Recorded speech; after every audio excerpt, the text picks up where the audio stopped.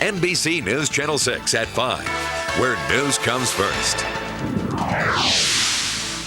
It is the stuff nightmares are made of. A Pocatello girl taken twice from her family. Now, 30 years later, they say they're still battling the man who then stole her innocence. Good evening, everyone. Thanks for joining us tonight. I'm Mark Browning. And I'm Brenda Baumgartner. The parents of alleged kidnapping victims speak out after a grueling ordeal in St. George over the weekend. Now, you might remember the story of Jan Broberg, a Pocatello girl whose family says she was not only taken once, but twice by the same man when she was a child. Cassandra Pride spoke to the Brobergs today. She has their story 30 years later and a book that tells all. From this. Bob and Mary Ann Broberg of Pocatello speak out 30 years after their daughter's abduction. Their book, Stolen Innocence, tells the true story of Jan Broberg Felt's kidnapping and what is described as a bizarre 4-year brainwashing ordeal. The Brobergs hope Jan's story will help other victims heal from abuse. It's one of those experiences that you feel we're making a difference in others' lives. They have been afraid to talk about those little secrets.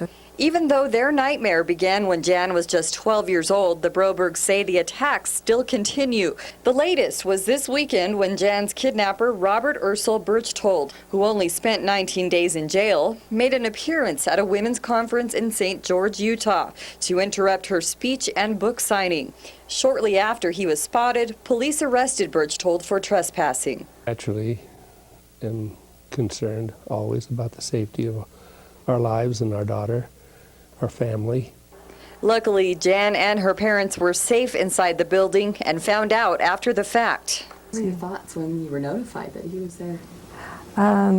Surprised and somewhat fearful because of the many threats that he has made over the last several months. Mary Ann says Berchtold canvassed the city of Pocatello distributing these flyers that contain false statements and libelous information. Information that Berchtold was given total access to the Broberg's daughter in exchange for sexual favors with her parents. Of course, that would have to be his thrust. But we have never been a dysfunctional family. We've been a strong family. The Brobergs say the family bond is what carried them through the pain, and with their book, they hope to help other victims overcome theirs with the true story of Jan Broberg. Cassandra Pride, NBC News Channel 6. As we mentioned, if you'd like to read more of the story, there is a website, stoleninnocence.book.com. It is available throughout eastern Idaho and Pocatello at the Paris, the Walrus and the Carpenter. Idaho Falls, it's available at Beehive Books.